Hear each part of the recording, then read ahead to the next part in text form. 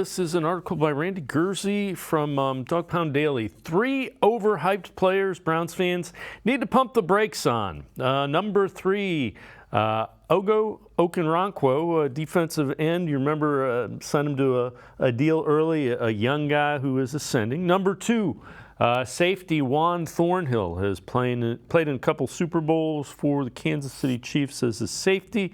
And number 1, Za'Darius Smith. Most surprising move of the offseason, Browns able to trade for Za'Darius Smith, basically for a couple of fifth-round picks, not much in the way of what they had to give up. Again, that by Randy Gurzi. Let's welcome in Randy Gurzi from Dog Pound Daily. So, Randy, you wrote the article, and those are guys that are upgrades over what the Browns had. Just take us through kind of the thought process with why you think fans might be getting a little carried away.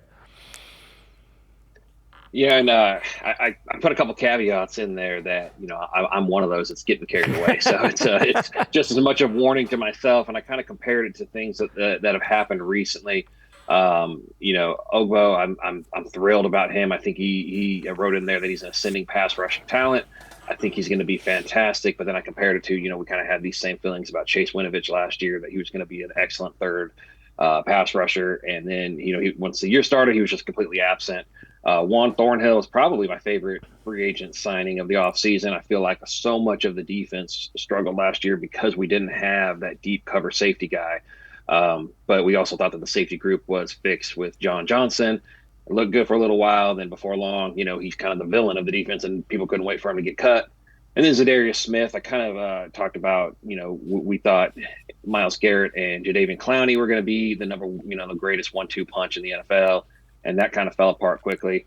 But I did kind of finish it saying, the Browns did have some success last year in kind of taking a guy that another team didn't want, Amari Cooper. So I'm hopeful that this one works out more like the Amari Cooper thing, where they get a guy who's motivated to prove he's, still as good as advertised. And like I said, I think all 3 are going to be good. I think all 3 are going to be excellent additions. I've been hurt in the past. And so, like I said, it's more of probably a warning letter to myself more than anything.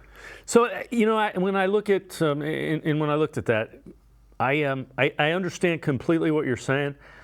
The thing that gives me more confidence in those 3 is Jim Schwartz. I guess I try not I continually try not to say bad things about Joe Woods, but the more I look at that defense, it had no identity, and the breakdowns, they clearly were trying to do things that were just too complicated to do on the fly in an NFL situation, because they had talent on the defense a season ago, and it's not as much as they have this year.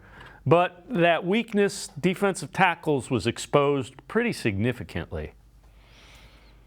Yeah, I agree with you 100%. I think I wrote it earlier in the offseason that Jim Schwartz was their greatest move of the offseason. It was their smartest move.